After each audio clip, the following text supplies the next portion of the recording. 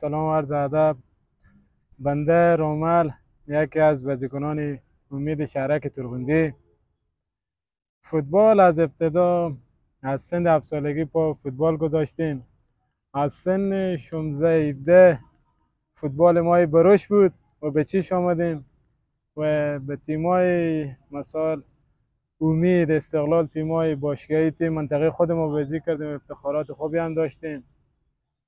تا حالا کم فعلا به تیم منتخب شهرک ترغندی هم بازی میکنیم. با تیم منتخب شهرک ترغندی یک قهرمانی سال 1399 و یک نایب قهرمانی سال 1398 هم داشتیم و این باعث رشد فوتبال ما در عصر فوتبال در ولایت هرات شد.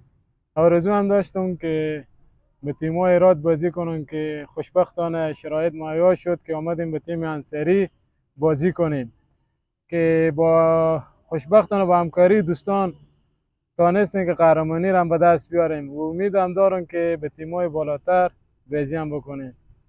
آرزوهای فوتبالی یگانه آرزوی ما همینه که پیراهن تیم ملی را برتن کنیم که انشالله او هم امیدوار هستیم که انشالله یک روز او هم میرسیم به پیراهن سرخ تیم ملی.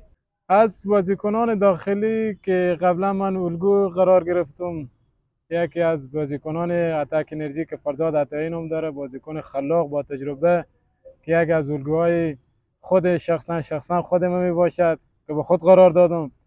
و از تیم‌های داخلی باشگاهی که خوش میآید از تیم استقلال هرات خوش میآید که امیدوارم هستم خوشم دارم که پیراهن اون تیم را به استادیوم برتن کنم.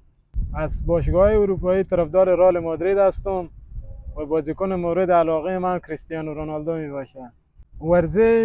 ورزش یگانه راهی است که آدم میتونه از این طریق به یک جای برسه، خود را به نمایش بگذارد. شخصا خود ما این جوالی که فعلا با شما قرار داریم از طریق فوتبال میتونیم از طریق فوتبال شناخت چیزی هم به مردم خود را نشون چی کارهای کرده میتونیم از طریق فوتبال.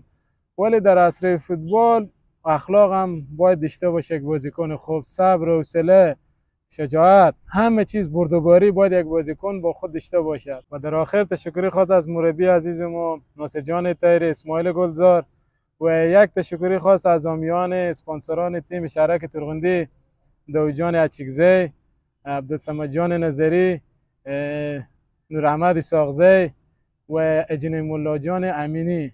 تشکری خاص و بصیر احمد عطایی و امیدوار حمایت های بیشتر تان هستیم. تشکر.